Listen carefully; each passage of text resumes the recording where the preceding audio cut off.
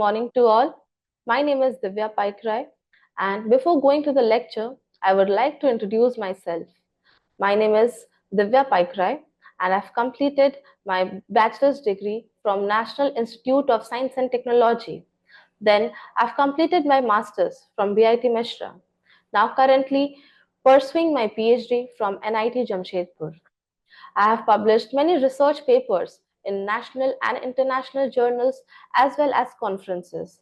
My research area is in image processing in machine learning in the medical domain. So now I would like to share my screen before you.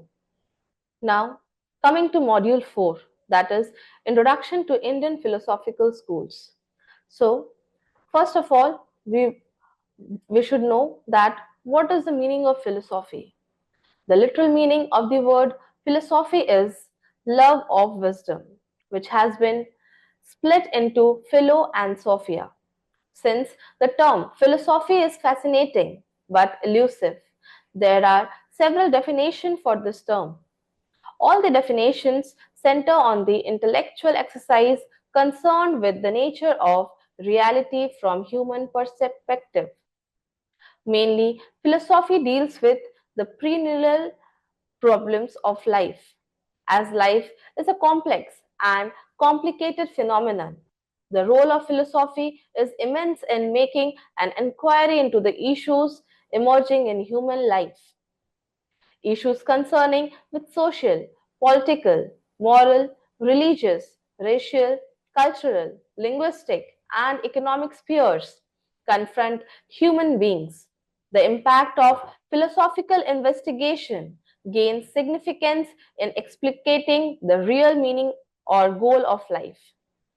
Now, coming to the next slide, that is the introduction part. So, philosophy develops a fascination for wisdom which is different from knowledge. Knowledge is acquired through the sense organ and mind, while wisdom is obtained through the influence of the spirit called the self or soul. The former is fallible, conditioned, limited, alterable, whereas the latter is infallible, unconditional, unlimited, and unalterable. Though philosophy initially commences with knowledge, it culminates in wisdom. Only the men of wisdom are called wise men or philosophers in the genuine sense of the term. The root element for both of these exercises is thinking. An ordinary human being thinks casually, but a philosopher thinks sincerely, seriously, and systematically, especially for the annihilation of the application arising in human life. In this process, a philosopher hesitates to accept any fixed explanation, beliefs, or principles.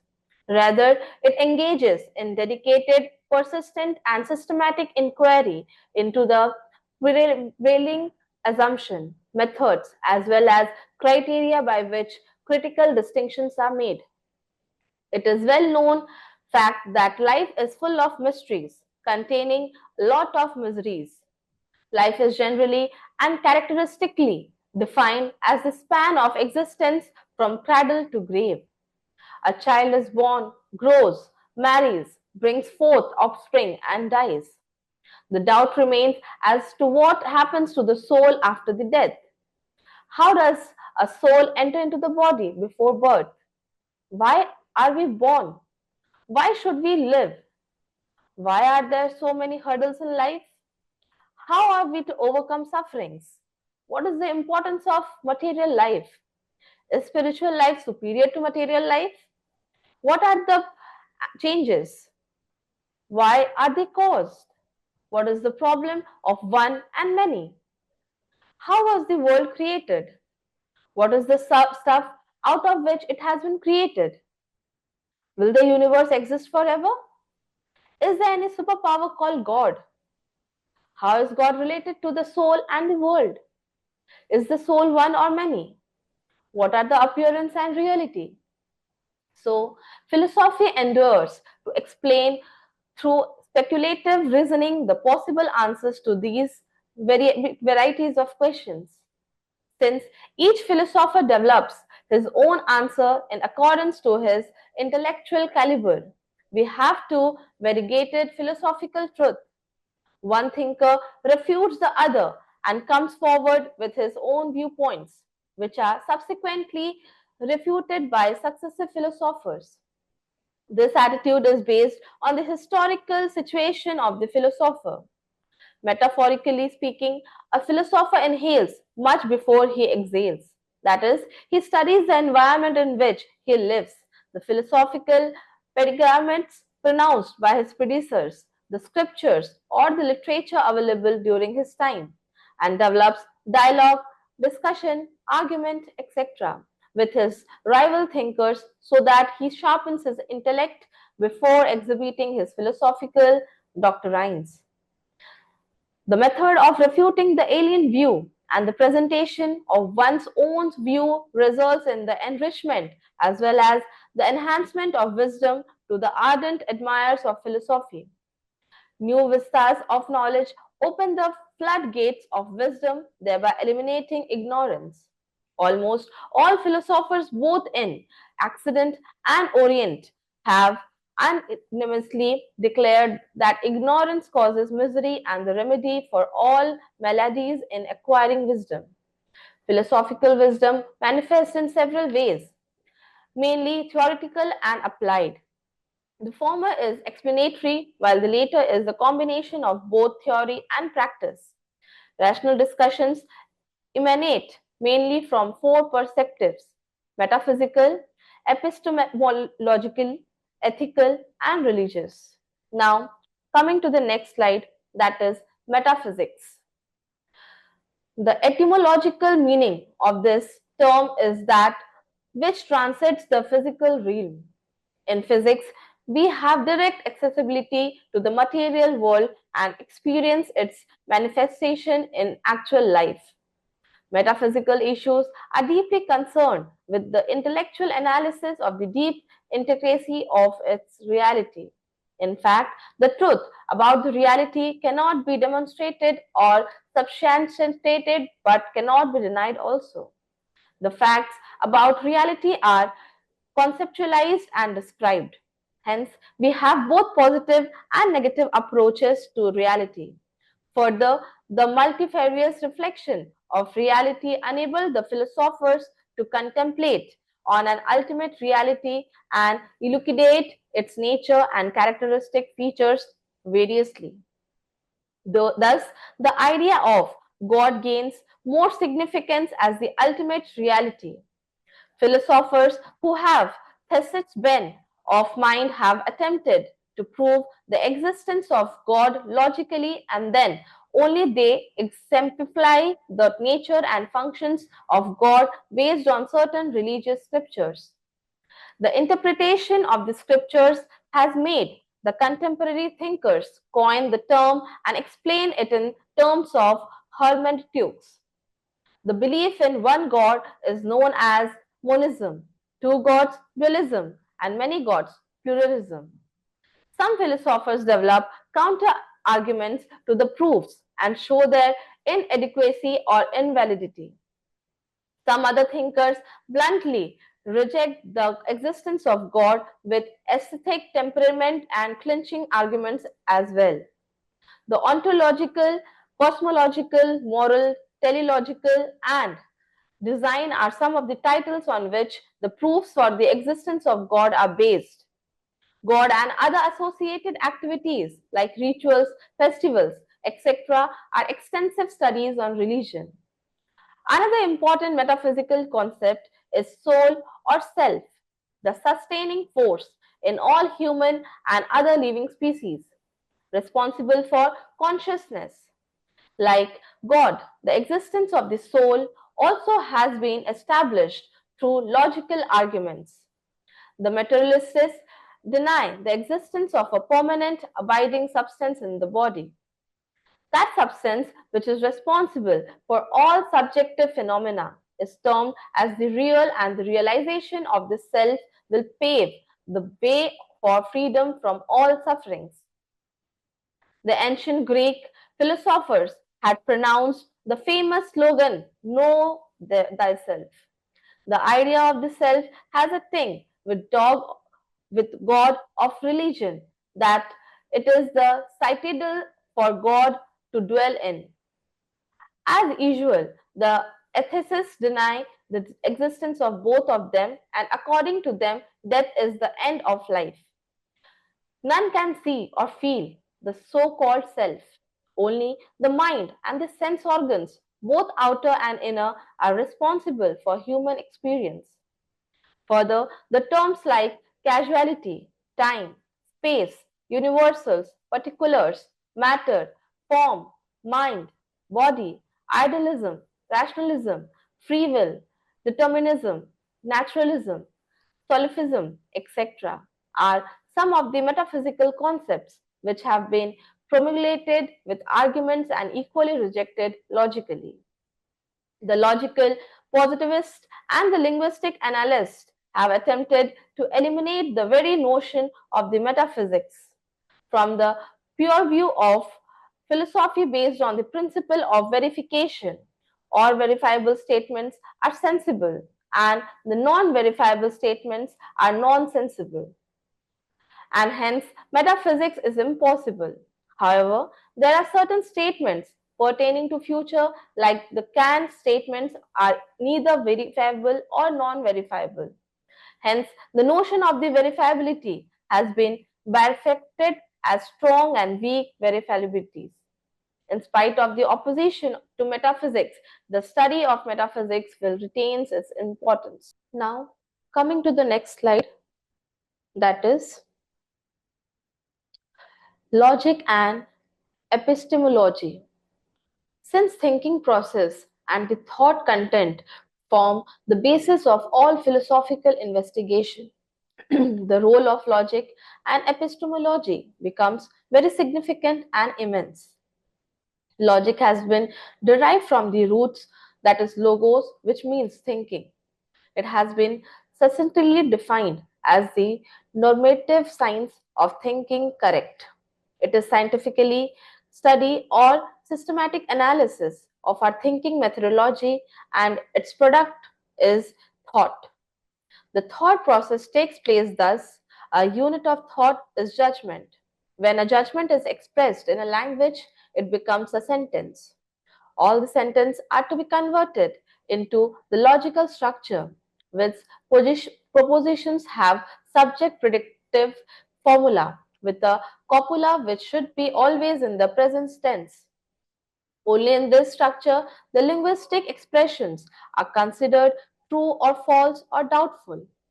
Aristotle is considered the father of traditional logic. Again, logic is treated as the normative science and not as a positive science. A positive science is one whose subject matter are studied as they are. All natural sciences, a few human sciences such as sociology, geography, anthropology, political science, economics, etc., are studied systematically whose contents are viewed from an existential point of view. No norms are prescribed for the study. Logic, ethics, and aesthetic are the normative science whose subjects matter are studied from the ought to be point of view. Logic insists on how one ought to think rather than how one is actually thinking. After a statement is made, we pass judgments whether the statement is true or false, and then we determine how the statement ought to have uttered or written. There are two kinds of logic, tradition and modern. The formal is also known as Aristotelian logic, which consists of two sections, deduction and induction. Deductive logic is seriously concerned with the formal nature or structure of statements or propositions so that their validity or invalidity is ascertained. From a given proposition, we proceed to a conclusion through some common expressions instantly or through a medium. Also, we proceed with the statement to conclusion or vice versa. In induction, the very validity of the given premise is questioned. It is the method through which the measure proposition, which is generally a universal one, is obtained. Based on certain postulates, the induction method proceeds from a particular cases to universal truth. It has been established based on observation, experiment, hypothesis, analogy, enumeration, etc. Universal statements are discovered which are supplied to deductive reasoning for the application of particular instances so that the conclusion is made beyond doubt. All scientific inventions or discoveries are based on in this method.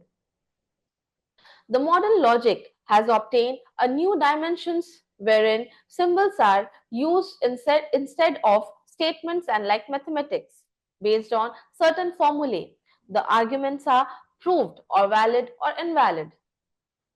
Propositional calculus, predicate calculus, and axiomatic principles are dimensions of modern logic. All the defects and deficiencies of traditional logic are rectified through formal doctrines and the authentic proof and verification. The modern logic is also known as mathematical logic. Symbols are used for conjunctive, disjunctive, implicative, and negative propositions, and arguments are verified through conjunctive normal forms and certain rules of inference, etc. Epistemology or theory of knowledge investigates the message about the methods and techniques involved in the knowledge itself. It is a deep study about the origin of knowledge, nature of knowledge, relevance of knowledge, and validity of knowledge. The relationships between human mind and phenomenal world, which accumulates in knowledge, is analyzed in epistemology. Theories of truth such as correspondence theory, coherence theory, and pragmatic theory form an important subject matter in this subject. Now, coming to next slide, that is ethics or moral philosophy. Another branch of philosophy is ethics, which has been derived from the root ethos, which literally means conduct. Hence, ethics is normative science of human conduct in relation to human environment. The term moral has been derived from the root mores, which means behavior. Ethics is seriously concerned with the perfect human living with certain codes or principles pertaining to conduct and character. All human beings have critical situations to deal with. The reflection or the reaction to such situation will determine the moral attitude of men. Morality commenced with the habits of individuals, and when large number of people develop similar habits, they become customs, thus constituting customary morality or conventional morality. This process involves also instinct. We pass moral judgments on the instinct behavior of individuals, whether good or bad, or right or wrong. Good and bad are concerned with values, while right and wrong are attributed to the established regulations or laws of the society or state. The herd instinct, the prudence for thirst, appetite, sex, etc., are some of the instincts, and how they are satisfied will pave the way for estimating the validity of behavior. In the development of ethical codes, the role of reflective morality is immense. All the human activities are analyzed from the perspectives of motivation, intention, consequence, etc., resulting in several theories or morality. The fundamental question to which moral thinkers come forward to respond is: what is the standard of morality? What is the basis on which the human conduct is examined? What is the criterion by which the actions are judged to be good or bad, right or wrong? How are the norms or standards formed? As the normative science of human conduct, ethics helps in suggesting several criteria to judge human actions. They are classified as historical, or classical and modern. The first one starts from Plato. Plato insists on knowledge and lack of knowledge will lead to evil. Leading a good life, according to him, is similar to the discovery of mathematical truth through mental power or ability. Aristotle promotes the idea of golden mean that the perfect virtue lies between two extremes, and a life of moderate action will bring forth happiness. We come across several standards of morality, such as both physiological and ethical, that all human actions are oriented towards happiness. Cynicism comes under the hedonism. Stoicism is a theory which advocates individuals' perfection by learning to be indifferent to external influences. In the realm of modern ethics, we have precise theories based on philosophical analysis to moral theories in connection with necessary and sufficient conditions. There are three different classifications of modern theories. Number one, either subjective or objective. Number two, as naturalistic or not naturalistic or innovative. Number three, as motivist, genealogical or consequence theories. All these theories are primarily concerned with the analysis of the language of morals. Any theory which is non-subjective is objective. Ethical judgments become subjective when they depend on the psychology of the person who utters them. If a moral judgment is reduced to natural science, especially psychology, with true or false formula, then that is naturalistic. If they are not reducible to natural science, then they are non-naturalistic. If any moral judgment is neither true nor false, but consists of the expression of feelings or emotions, and then it is emotive. If a moral theory is based on motive or determine its rightness or wrongness, then it is motivist. Deontological theory does not depend upon the motive or consequence, but upon the obligation or duty. If the rightness or wrongness of an action is determined based on the effect, then that is known as consequence theory. All the theories, whether classical or modern, are having critical estimation, which really enriches our knowledge of ethics. Next, we will move to next slide, that is religion. Another important branch of philosophy is religion, which deals with the establishing of an intimate rapport with the supreme being or reality of God. It has been generally claimed that philosophy without religion will lead to democracy or dry intellectualism. Similarly, religion without philosophy will culminate or superstition or blind observations. Hence, both philosophy and religion are complementary in clarifying the subtle implications of all rituals. The origin of religion is wonder or fear. Ancient people wondered the wonderful structure of the world and postulated that the wonderful superpower must exist to clear such a magnificent universe. Some people were terrified over the terrors and horrors of the natural phenomena. As the scientific knowledge of such events was absent in those days, they were afraid of them, and each force had been personified as a deity, and oblation were offered. Prayer song arose. Treatises on adoring such deities also emerged. A few religious people with metaphysical bent of mind wrote the religious tradition. The idea of God has been introduced as a postulate, and any religion with a God supreme is based on belief, faith, hope, harmony. The existence of God has been proved that from the three angles, logical, scriptural, and experiential. Logically, There are five proofs such as ontological, cosmological, moral, teleological, and design. Scriptures worship for the existence of God revealed by eminent sages and saints. Experience of God in the bottom of the heart and soul is the base proof for the existence of God. The all-pervasive, all-knowing, and all-powerful God is essentially required for human life, mainly for expressing love, or technically known as devotion or bhakti. For God is through creation, preservation, destruction, and bestowal of grace. It is God's grace that sustains human beings at every moment. There are few religions which deny the existence of a supreme God, like Jainism and Buddhism, but they convey the idea that the man can be elevated to the level of God through virtuous and compassionate living.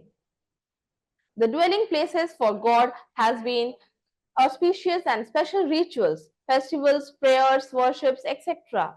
are offered to the presiding God in the dwelling spot. The firm belief is that God will redeem the affective soul and bring them ashore from the onslaught of existence. It is the human soul which has been tantalized between the sacred and the profane. The layering of phenomenal world has an suffering and happiness, but the engrossment is divine ecstasy with engendered self-illumination and led to the divine communion, which is characteristically termed as the path of no return. The existence of the soul also has been proved logically and intuitively as well. Self-realization becomes an inevitable prelude to the God realization.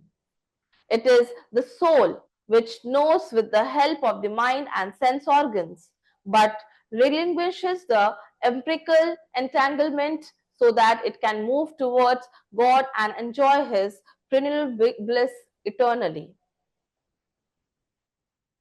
Philosophy of religion also analyzes deeply the problem of evil.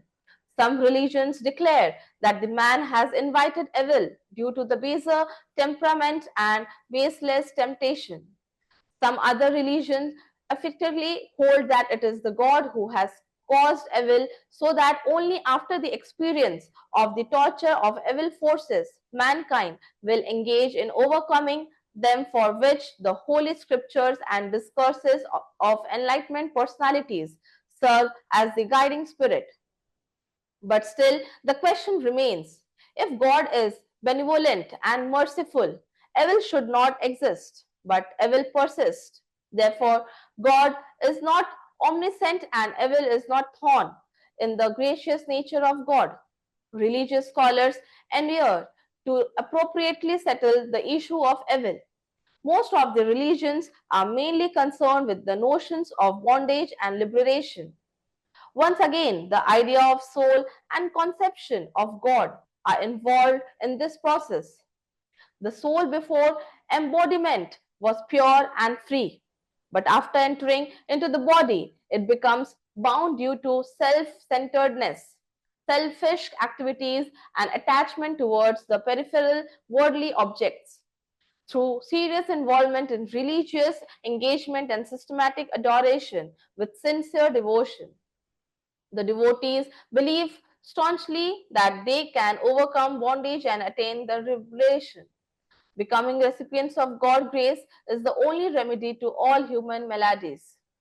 The everlasting solace from the worries of the world is the objective of religious life. Another interesting factor in the religious philosophy is religious language, especially found in the revelatory text. When the saints are soaked in divinity, they undergo some peak, but unique experiences which cannot be expressed at that time. Afterwards, but unique experiences which cannot be expressed at that time. Afterwards, they recollect the past events and reveals them for posterity and for betterment of the world. While doing so, they refer to the God's nature, soul's movement, and the pernicious aspects of the world. which fall under the legitimate province of the philosophers.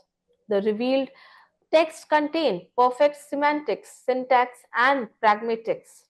This phenomenon has been attributed to divine mystery.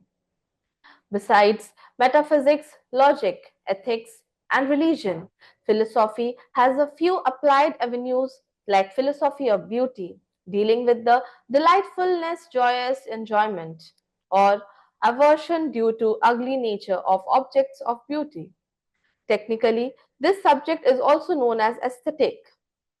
Linguistic philosophy deals with the role of language in philosophical explanation. Words, sentences, meaning, and their interpretation are as well analyzed in developing sensible expressions.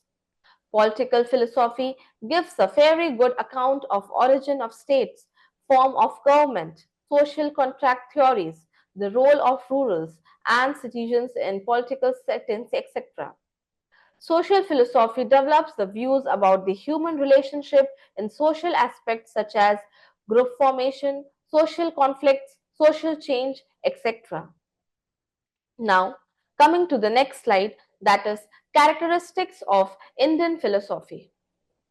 By Indian philosophy, we mean the philosophical system emerged from the Indian soil. Some scholars call it Hindu philosophy. It is not so, since a few non Hindu systems are included, such as Karvaka, Jainism, and Buddhism, which are really critical of Hindu doctrines.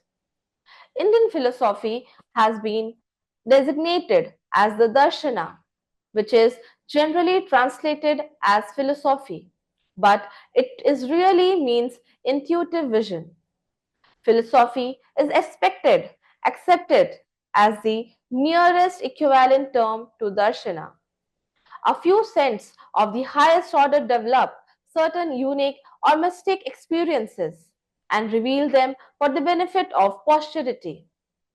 The spiritual heritage commences with such revelation, and they are testified by reason by a few sages who have developed metaphysical bent of mind. The intuitive vision consists of the wisdom about reality and secrets of human life, both inner and outer. The interpretation of such wisdom form the basis of philosophical inquiry pertaining to metaphysical doctrines, logical truths, ethical codes, and religion practices. The book Sarva Darshana Samagraha, written by Sri Madhavsiyan, contains the questions of few systems of thought evolved in ancient India. A large number of scholars, taking into the account the contents of his work as the basis, have written volumes of work of Indian philosophy from the historical, conceptual, textual, and evaluative and descriptive perspectives. It has been proclaimed that the Indian philosophy is scripture based.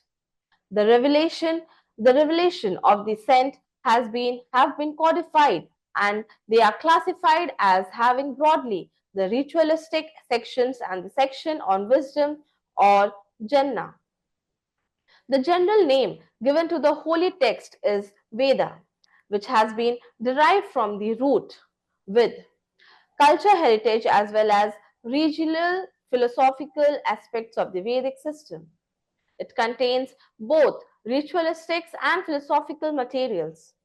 Philosophical system like Purva Mimamsa directly developed its doctrine from ritualistic portions, and other schools of Vedanta built up their philosophical system from the Upanishads. The philosophical portions of the Vedas. Generally, the Indian system are classified or orthodox and heterodox system, Astika and Nastika systems on the basis of acceptance or rejections of the Vedic authority. The philosophical schools that accept the Vedic authority are the following: Nyaya, Vaisika, Samakhya, Yoga, Mimamsa, and Vedanta.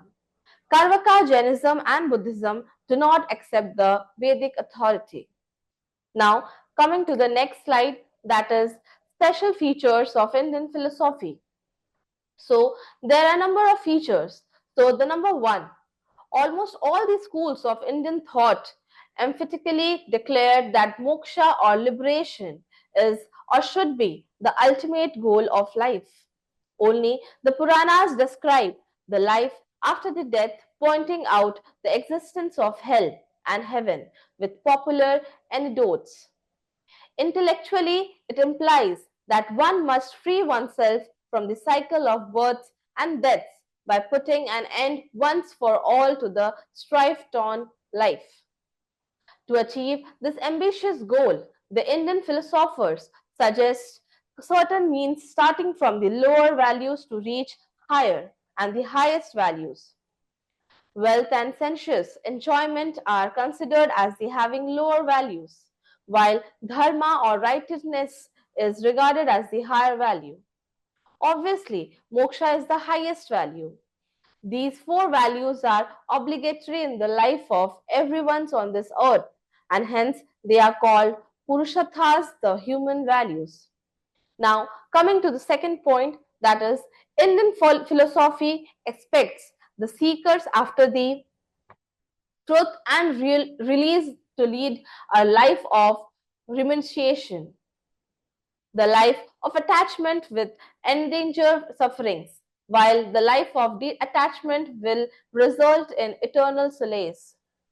In the Bhagavad Gita, Lord Krishna categorically asserts that a life of renunciation alone will enable the aspirants to reach the domain of God. So, all the schools of thought have treated suffering as one of the motivating factors for philosophical thinking. Only when the mind is purified through non attachment, it will have pure and perfect wisdom and rest on self illumination, the real prelude to moksha. In fact, suffering or painful experience in life gives the motivating force to promote new vistas of thinking and acting. Buddha built up philosophical doctrines on the edifice of sufferings, and all his noble truths centered around this concept only. The only difference that is noticed among the schools of philosophy is that, according to the theistic thinkers, only by the grace of God can overcome suffering, while others insist upon individual efforts through moral, physical, physiological, and spiritual means. Now, coming to the third point, that is the commencement of Indian philosophy. Based on suffering promoted a few critics to label Indian thought as pessimistic, even though Indian philosophy looks at the darker side of the life, is elucidating the issues emerging in life, the mission with which one has to overcome sufferings overcomes the criticism too. That is, Indian thinking, though starts with permissive, passes through optimism and culminates in eternal pragmatism. The Indian thinkers have realized the truth that a vision without a mission is blind. A mission without a vision is drudgery, and a healthy combination of both vision and mission will make human life prosperous. The pleasure which we enjoy is mixed with pain and endangered in painful situation. Now, coming to the next fourth and fifth point is in the hierarchy of values, Indian thinkers have classified as lower values, higher values, and the highest value. The axiological approach in human life becomes immense in this analysis. Karvaka system considers kama, sensuous pleasure, as the only human values. Purushartha, while artha or wealth serves as the means to achieve such ambitious aim. But the orthodox schools treat both karma and artha as the lowest and lower values respectively. They cannot annihilate the human affliction thoroughly. They are to be checked and continued as to regularize normal human affliction thoroughly. On the other hand, they consider dharma, righteousness, as the higher value and the moksha as the highest value. Another important characteristic feature of Indian philosophy is the law of karma. which is based on the scientific law that all actions have equal and opposite reactions, and the famous edge, as you sow, so you reap. All the actions will yield the results, and the efficacy of the fruits is known as karma, which has been derived from the root, which means action. The karmas which cause us to take birth and store up while we are born is known as sanchita karma. The karma which have started yielding the fruits are known as purabdha karma, and the karmas which we accumulate through our volitional behavior are known as agamic karmas. Even those systems which do not accept God believe in the doctrine of karma, which is the sole reason for the cycle of births and deaths. Due to the grace of God, along with the human dharmic endeavors, the enforcement of karmic forces may be annulled. The Sanchita karma would be totally burned due to the grace of God through the guru or preceptor. But the Parabdha karma, which has started fructifying like the arrow sent out the bow, will affect the body and annihilate. For it cannot harm the soul, since it's spiritually strengthened and illuminated. Religion, as an important branch of philosophy, also plays a vital role in Indian thought. Vedic religion is the starting point of philosophy in India. Vedantic thought, especially Davitya, are directly based on Vaishnava religious tradition. Saiva Siddhanta has Saivism and worship of Shiva as religious basis. Advaita, as the empirical level, does not deny the concept of Isvara and resorting to religious practices. In fact, Shankara has composed several devotional songs on Lord Shiva, Shakti, Vishnu, and Murunga. Though we have several religious sects, with these religions constituting Hinduism, each religious sect has developed its own speculative metaphysics as for redemption.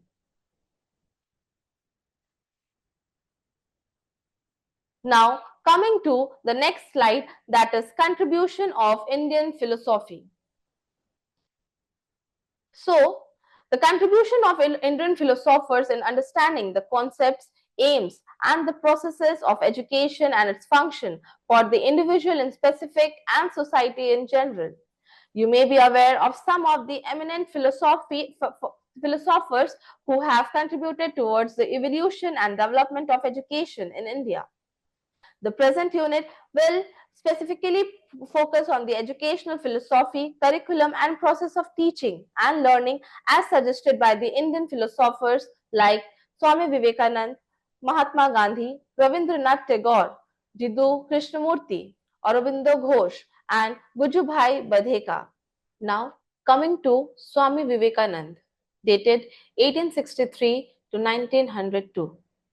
Among the Indian philosophers, Swami Vivekananda is quite popular and inspirational for all. His philosophy is based upon idealistic thought and spiritualism. Naren, popularly known as Swami Vivekananda, was born on 12th January 1863 in Calcutta, presently known as Kolkata. During the childhood time, he excelled in music, gymnastics, and studies. He was graduated from Calcutta University. He had acquired vast knowledge of different subjects, especially in philosophy and history.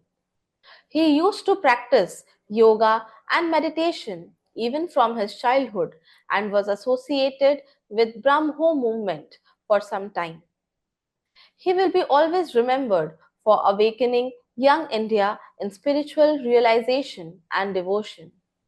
In the year 1893, he gave his historic speech at the World Parliament of Religions in Chicago, USA, which is ever remembered by every Indian. Vivekananda has been hailed as an intentionally spiritualistic philosopher and scientific saint. Philosophy of life. Vivekananda's philosophy of life is based upon Vedantic philosophy, and he looked at Vedantic views from the standpoint of spiritualism, modernity, science, rationalism, and equality. His philosophy of life can be best interpreted in terms of metaphysical, epistemological, and axiological point of views. In metaphysical view, he explained karma doctrine in terms of social significance. His views on gold are service to the poor in a radically changed social context by emphasizing the potential equality of all the souls at the spiritual level.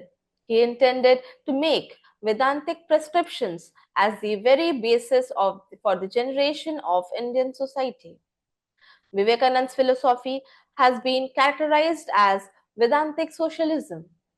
The epistemological views of his philosophy of life focused on scientific methods in interpreting reality from the Vedantic perspective. He accepts empirical knowledge, rational knowledge, intuitive knowledge, and also revealed knowledge. Another important aspect of Vivekananda's epistemology was his insistence that the explanation of all phenomena must be within the individual. He was against resorting to extra cosmic and supernatural explanation, even with regard to religious phenomena. The axiological interpretation of Vivekananda philosophy emphasizes traditional Indian value structure which comprises dharma, artha, kama, and moksha. However, with the intention to regenerate the Vedantic tradition, he reinterpreted Purushartha without deviating from basics with his appeal to the youth to find moksha in social service. Now, about his aim of education, Swami Vivekananda viewed education in comprehensive and practical sense with a special emphasis on behavioral aspect of education. This could be well reflected by Swamiji's statement. Education is not the amount of information that is put into your brain and runs right there undigested all your life. We must have life building, man making, character making, and assimilation of ideas.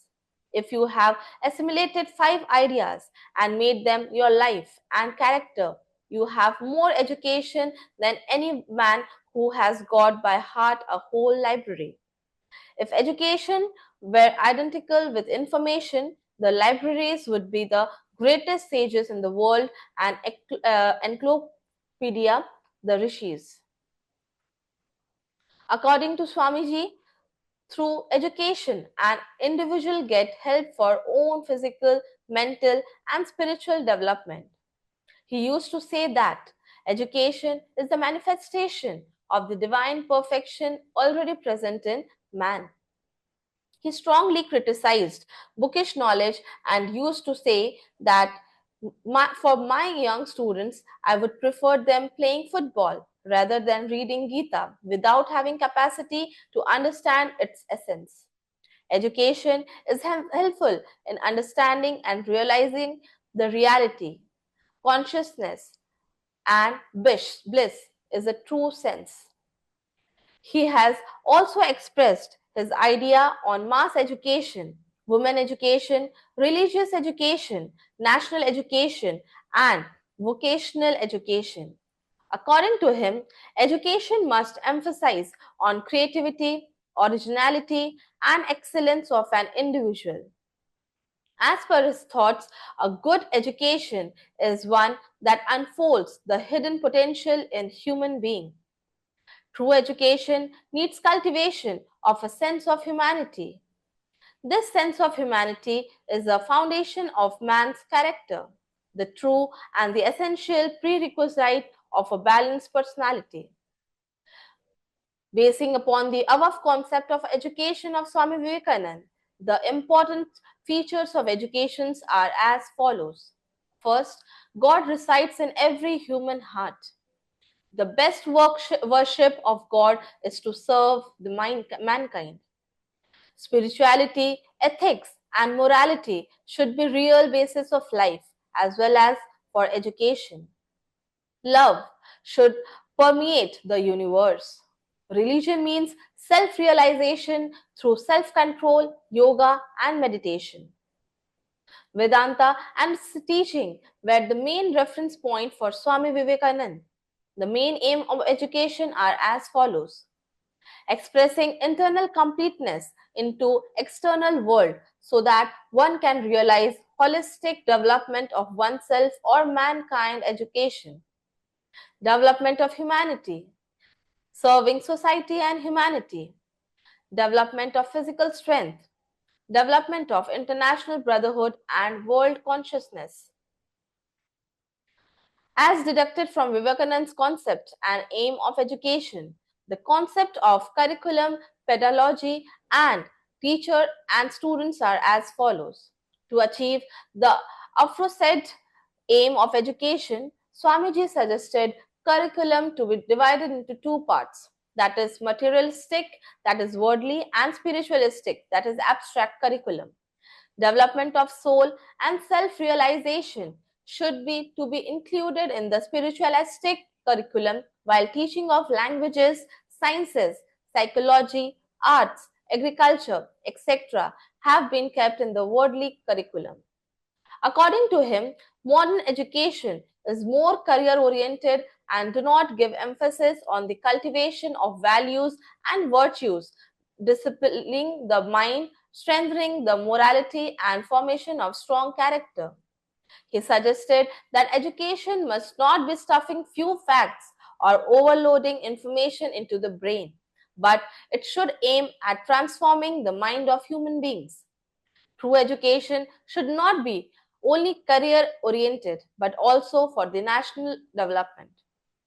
To him, ideology education must provide life building, man making, character building, assimilation of ideas, etc.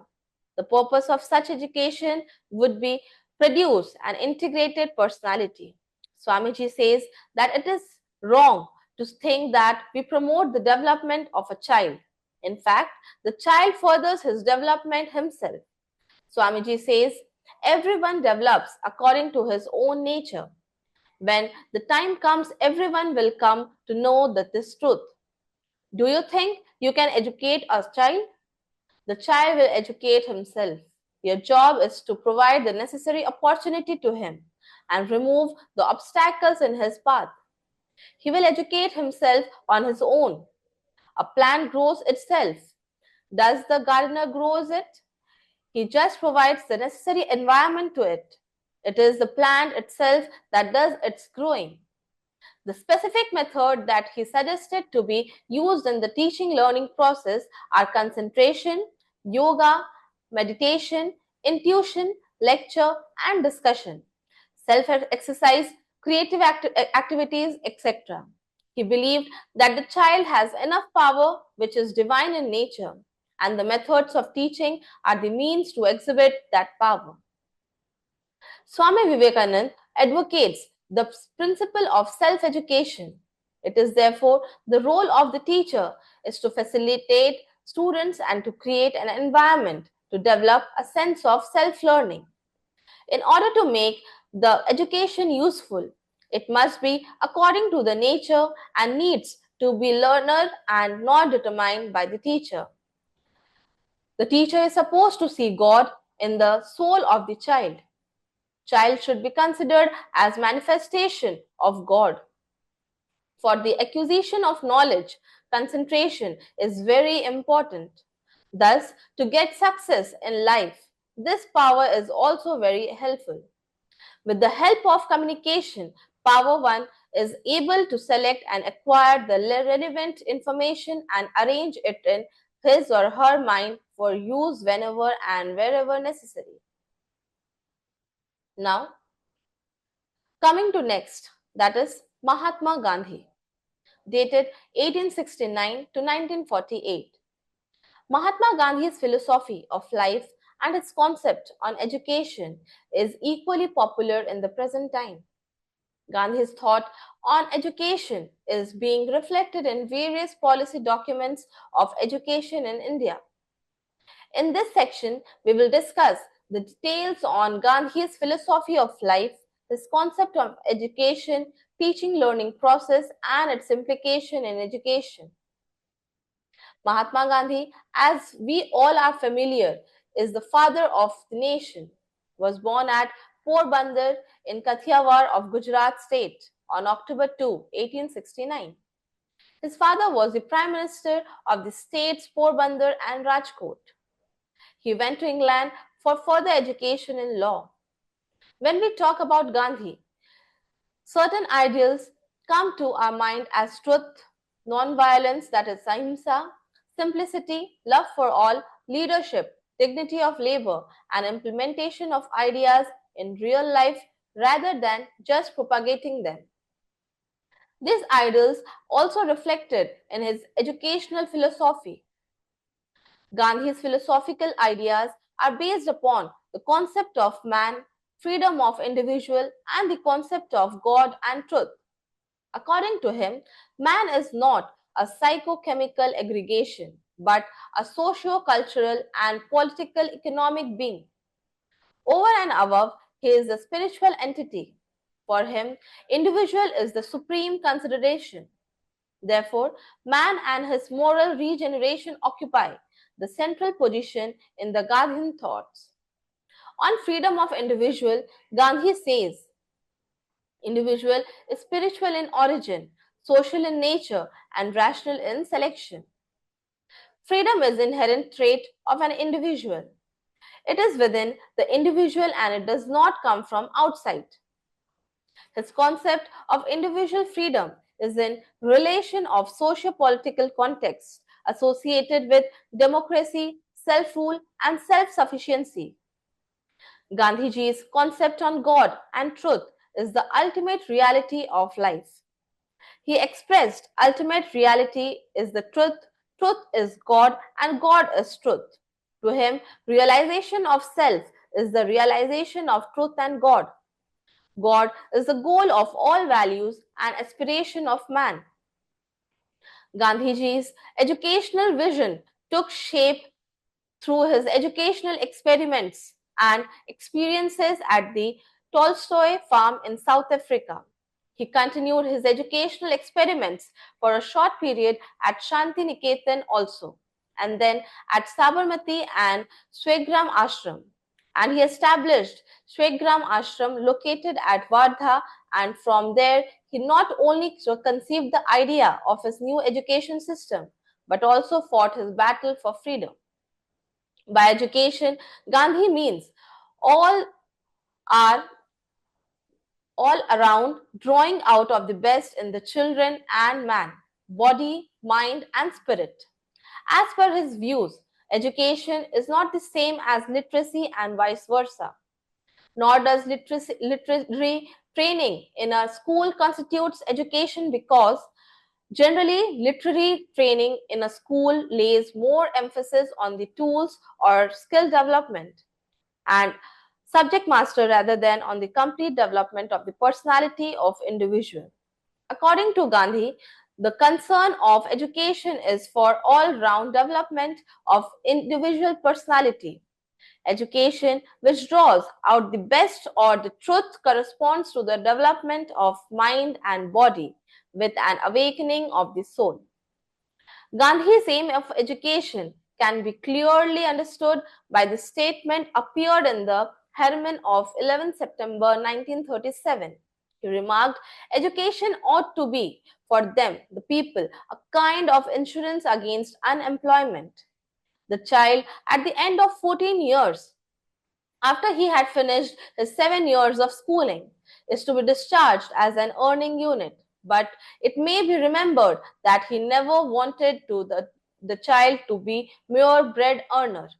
He wanted him to learn while he earns and to earn while he learns. And it is the only immediate aim of education. According to him, cultural aim of education lays emphasis on obtaining knowledge apart from many material use. The knowledge is to be the knowledge of the Indian culture. Culture, according to him, is the quality of soul that deals with the aspects of human behavior. The complete development of the child is another aim that Gandhiji advocated. According to the view, our innate and acquired power should be developed as to bring about a harmonious development of all those powers.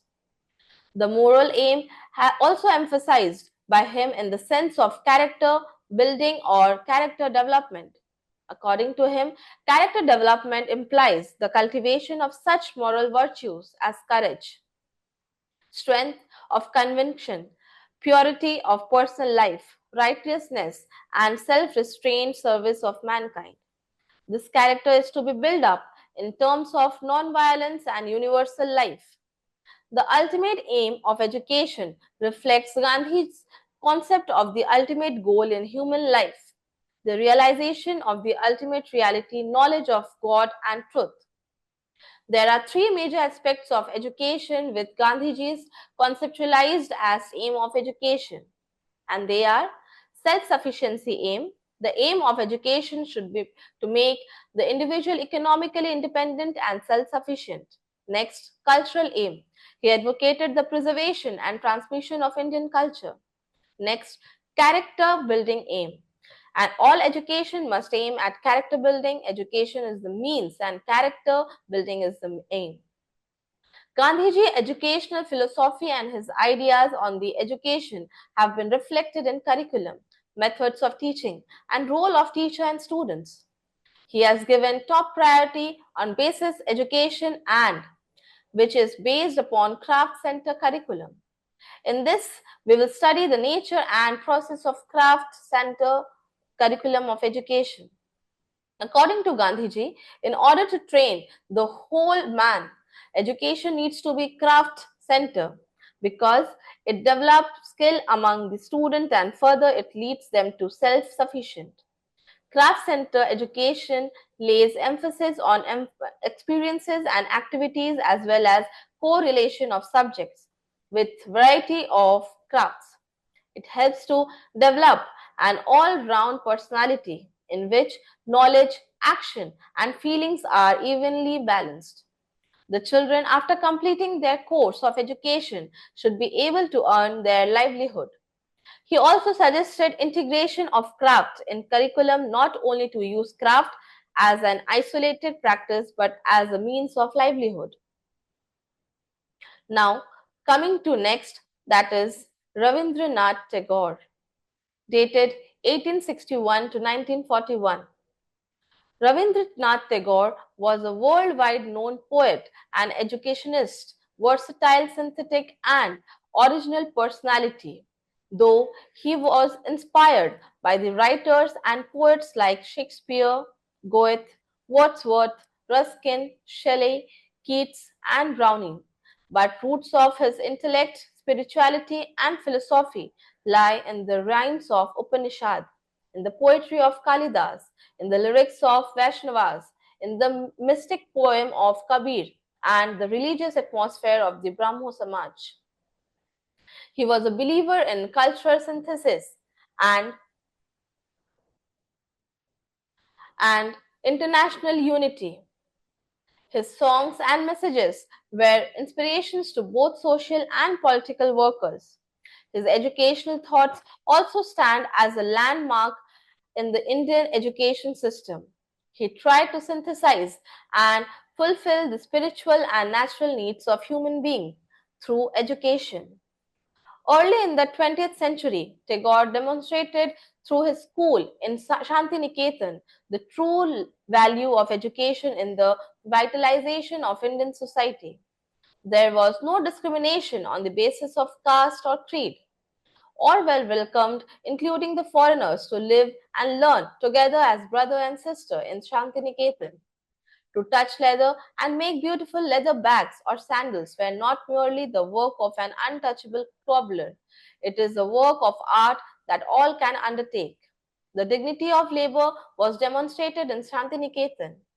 Education at all levels is provided at Shantiniketan from kindergarten to university level. Rabindranath Tagore had little formal schooling and dropped out from the school by the age of 14. He was basically a self-taught person. His childhood experiences, especially the traditional education methods followed in formal schools, left a profound influence on his education thinking. In the year 1901, he started a school of his own, namely Shantiniketan, where he began his educational experiments. In 1921, the school became the world famous Vishwabharati and International University. His philosophy of life emphasizes on humanism, individualism, universalism, and spiritual harmony. Advocating on humanism, Tagore said, human beings are absolutely entities. They are free from caste, class, religion, gender, and even nationality. On the individualism, Tagore said, pure individual ultimately unites with the universal and human mankind, and he upheld the uniqueness of the human individual and the right and freedom of every individual to pursue a unique path for development. His concept on universalism is not on political understanding but on spiritual understanding. On spiritual harmony, Tagore said, spiritualist and spirituality was one of the main tenets of his philosophy of life. He believed in the spirituality unity of the individual. Rabindranath Tagore was a great educational practitioner. He was his belief that education in all-round development of an individual in harmony with the universe. His educational philosophy is based upon the bleeding in the idealistic principle with some naturalistic practices, which is today evident in Shantiniketan. According to Tagore, children should be brought up in the atmosphere of freedom. Too many restrictions should not be imposed on them. Schools become like education factories without no life and color. Tagore believes that the education should be given in the natural surroundings.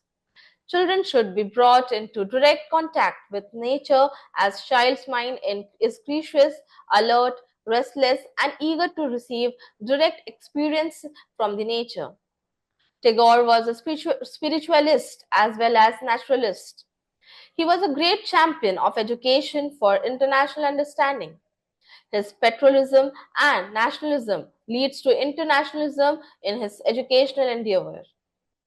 Tagore viewed education as the process of evolving new patterns of life, culminating in the realization of universalism. Aims of education suggested by him are presented in the following. Education should be real and create whole individual in terms of his or her emotions, senses, and intellect. Education should be aimed at the development of the complete life, that is, which includes economic, intellectual, aesthetic, social, and spiritual development. Education is to help an individual realize the inner principle of unity of all knowledge and all activities in our social spiritual being. Education should be to achieve universality through individuality. Tagore recommended a curriculum must aim at spiritual, creative, aesthetic, and vocational, that is, on the holistic development of an individual. He emphasized cultural subjects to include in the construction of curriculum. He pursued culture in the widest sense through art, dance, drama, music, crafts, and practical skills of daily life. Tagore was a strong supporter of activity-based curriculum. For harmonious development of the individual, he had given emphasis on spiritual side along with the intellectual and physical sides of the individual in the curriculum. The school, which may be termed as an ideal, according to Tagore, must be located away from the turmoil of human habitation under an open sky and surrounded by a natural environment, vistas of field, trees, and plants.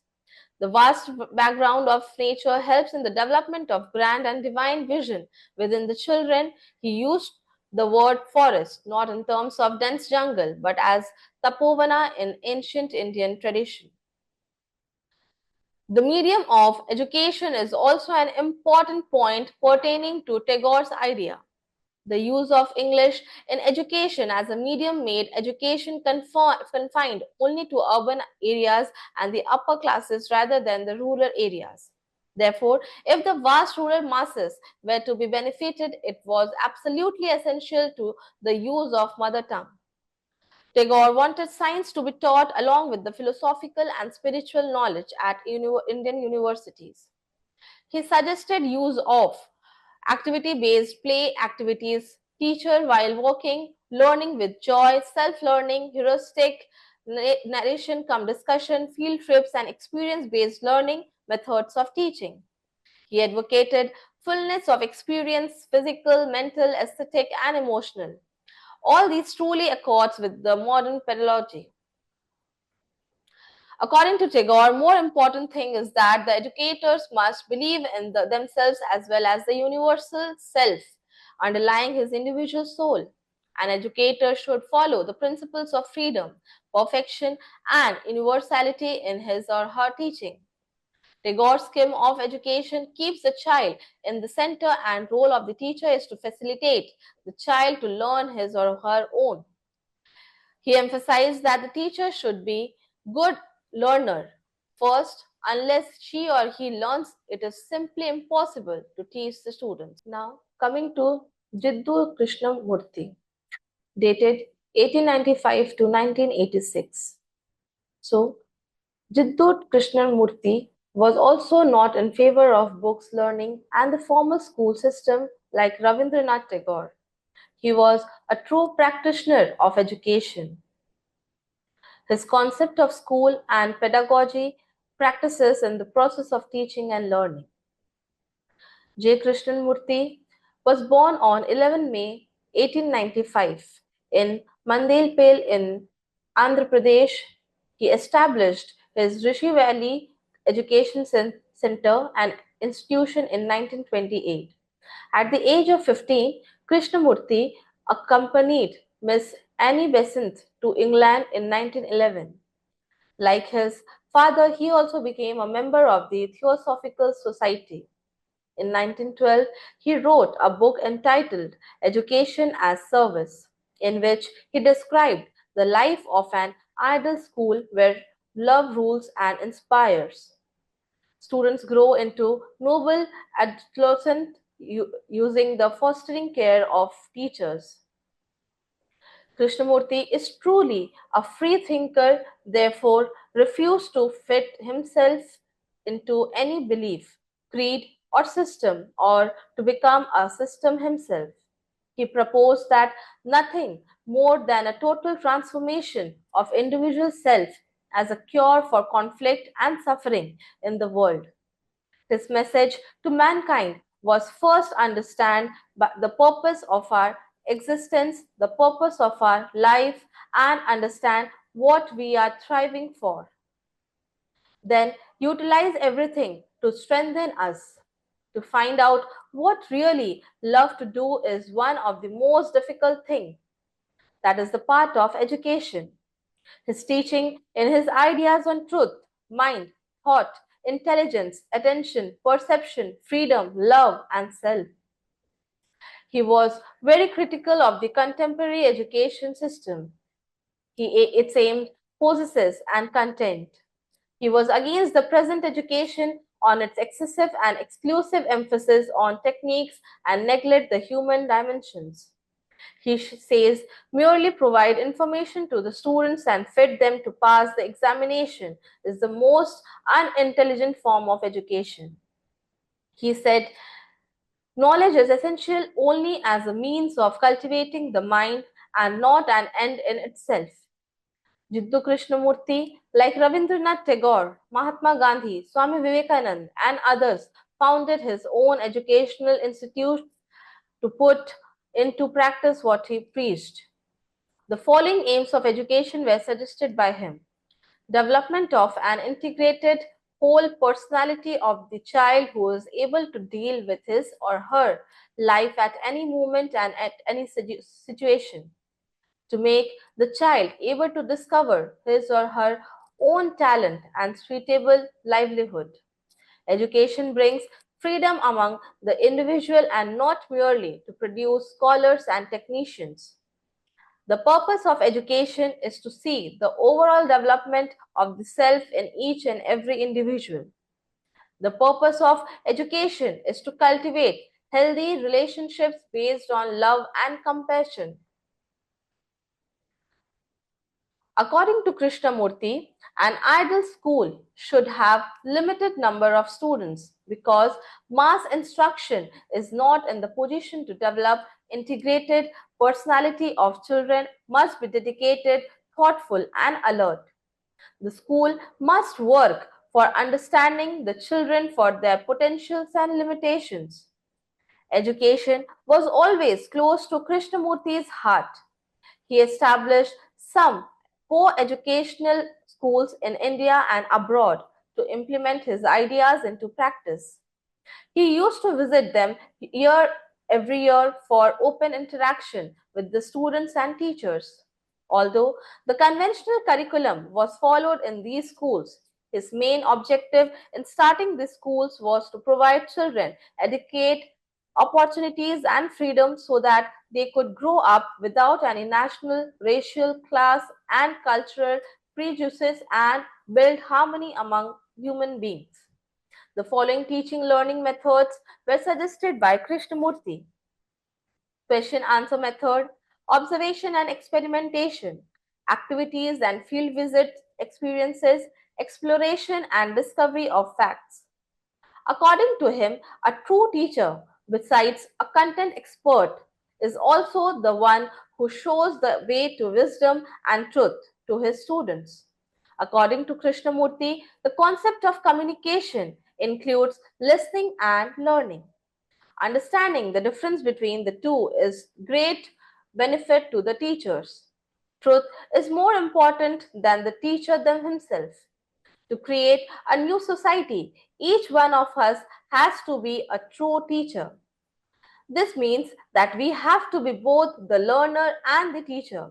He considers that the child has all the abilities for their own development, but the role of teacher is to develop the child in his or her right destination.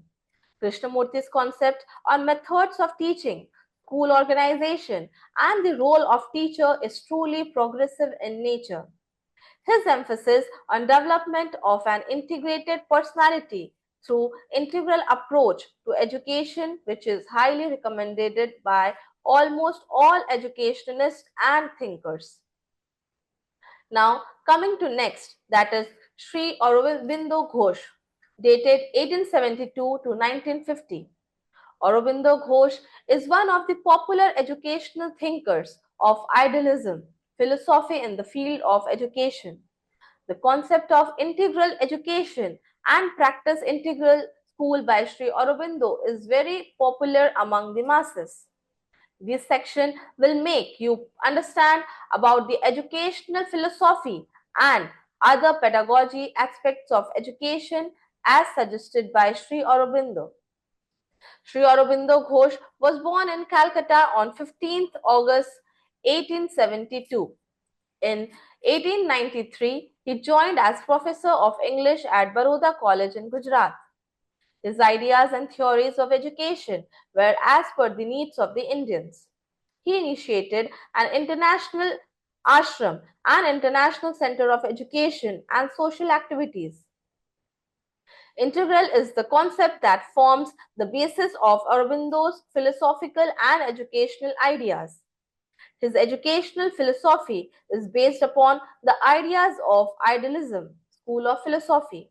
He believed that the reality is the truth and an integral whole of the individual and its action. Aurobindo's educational theory centered on his concept of mind. He considers the true sense of education is the study of human mind. Aurobindo's theory and mind culminates in his beliefs in the existence of supermind. According to him, supermind represents a higher place of consciousness. Aurobindo's philosophy in an affirmation of Indian belief, which is spiritual in nature and rational. His philosophy aims to attain knowledge of the ultimate reality. According to Sri Aurobindo, True education is not only spiritual but also rational, vital, and physical. In other words, it is the integral education in which education should have five major aspects relating to the principal activities of a human being: the physical, the vital, and the mental, the psychic, and the spiritual. This type of education is complete and complementary to each other and continues lifelong. Aurobindo's scheme of education is integral in two senses. Firstly, it is inculcating all five aspects of human being. Secondly, education is not only the evolution of the education alone, but also for the nation and humanity. According to Sri Aurobindo, the main aim of education is to help the growing soul to draw out the best and make it perfect for a noble cause. Education should enable him or her to realize his or her inner self, which is a part of the universal consciousness. According to him, senses can be trained fully when manas, chitta, and nerve are pure. Another important aim of education is to develop consciousness. According to him, the aim of education have the following four levels: chitta, manas, intelligence, and knowledge. A teacher should develop all these four levels harmoniously. This will promote the development of conscious. According to him, the utilization of the supermind for the development of an integrated human personality should be the true aim of education. According to Sri Aurobindo, colleges and university should educate through their academic as well as social activities. The schools are a unique part of a society. Education cannot give in isolation. The school has to develop different types of activities such as collaboration, consultation, and lectures in its integral manner. The school needs to provide opportunities for integral development of learners. Therefore, aims, curriculum, and methods of teaching to be the light of the concept of integral education. According to him, curriculum should be confined to a limited syllabus and a few textbooks. It must include all those subjects which promote mental and spiritual development of the learners. Education is a means towards an end, not an end itself. There must be due flexibility to meet individual needs. Subjects of curriculum should be able to motivate the learners. Curriculum should involve creativity of life and constructive activities and be interesting. He has prescribed the following subjects in the curriculum: primary stage, mother tongue, English, national history, art, painting, general science, social studies, and arithmetic. Secondary stage, mother tongue, English, French, arithmetic, art, chemistry, physics, botany, social studies, psychology, and health education. University stage, Indian and Western philosophies, history of civilization. Next, English literature, French, sociology, and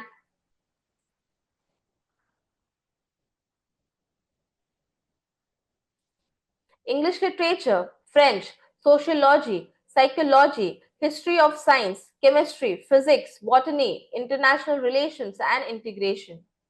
Vocational in education, arts, painting, photography, sewing, sculpture, drawing, typing, shorthand, cottage industries, carpentry, nursing, mechanical and electrical engineering, Indian and European music, and dramatization.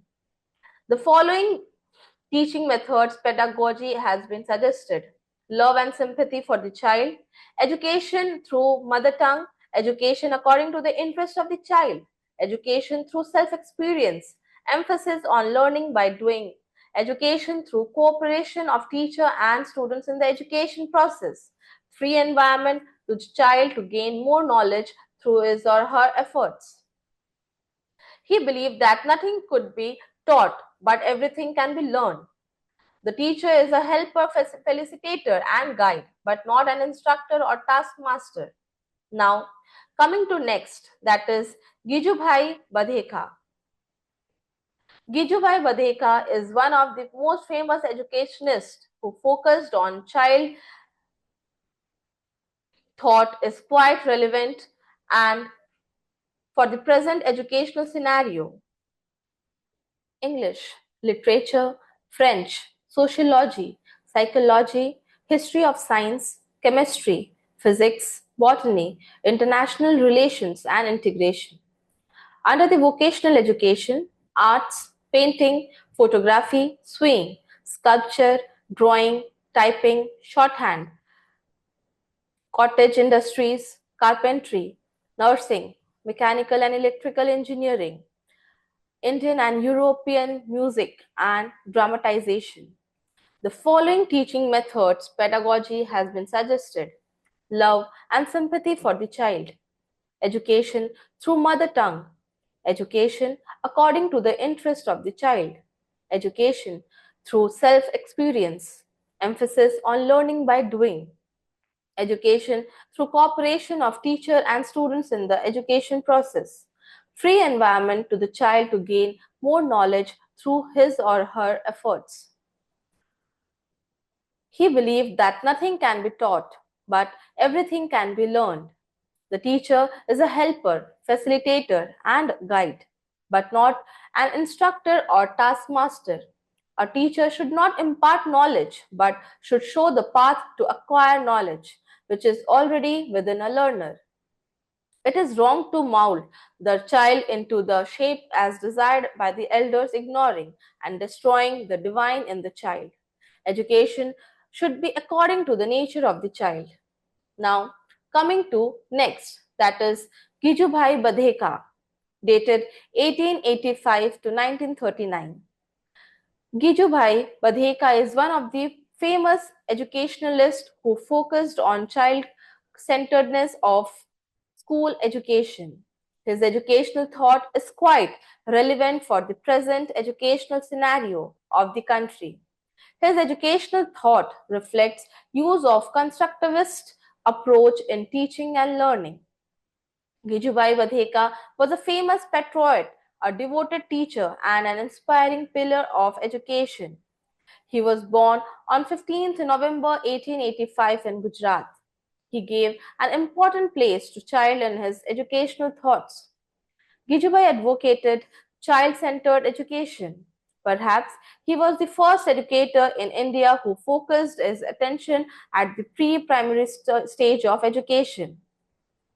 His principles of child-centered education like freedom, respect, spiritual development, creativity, and development of good qualities of citizenship emphasized on the method of self-learning through self-dependence, self-discipline, self-expression, sense training, and nature study. Gijubai dreamt for such a school for children that cannot instill fear in their mind and is a place where they would go happily and willingly. His dream was turned into a reality in his Bal Mandir, a school set up by him for children between 2.5 years to 6 years of age in 1920 at Bhavanagar, Gujarat. In this Bal Mandir, he provided free opportunities to children for playing, singing, poetry reciting, storytelling, gardening, nature study, and used the playway method for teaching learning activities. Thus, Bal Mandir, in the real sense, provided a healthy and a playful environment so that children enjoy full happiness during their stay at school. The following major aims of education were suggested by him: to provide education in a fear-free environment where children should feel free to perform their activities, dealing children with empathy, development of child's individuality and completeness, emphasizing education through sense training, motor efficiency, and self-learning, development of atmosphere of education for learning through living. The curriculum and pedagogy of Gijubhai cites several useful learning activities like storytelling, drama, games, and paper folding that could serve many objectives of teaching learning at the primary and primary level and make it relevant for children. However, Teachers' intuitions to link all these methods to curriculum is the real challenge. Children do not depend merely on textbooks or teachers as the only source of information. This way, he advocated for meaningful educations for children in different areas, such as history, language, or preparing for exams or school function. He had a firm faith in alternative methods, structures he wishes to try with children and made possible changes. Gijubai make it possible by saying that experimentation is the key to bring the change. A very noble experiment by him was to divide the day into activities, games, and stories and not go by strict authority of the preset timetable. Gijubai believed that teachers should figure out the underlying concept and they help children to identify that through interesting activities. He happened to use this own instinct to organize his days with the children. Several other features of good and useful teaching learning practices one could find in his works. Gijubai had an intense love for children. His philosophy is based on the following observation made by him. Gijubai further said, "A child is a complete person who has intellect, emotions, mind, and understanding, has strengths and weaknesses, and has likes and dislikes." He believed the concept of teacher as a friend, philosopher, and guide. Thank you.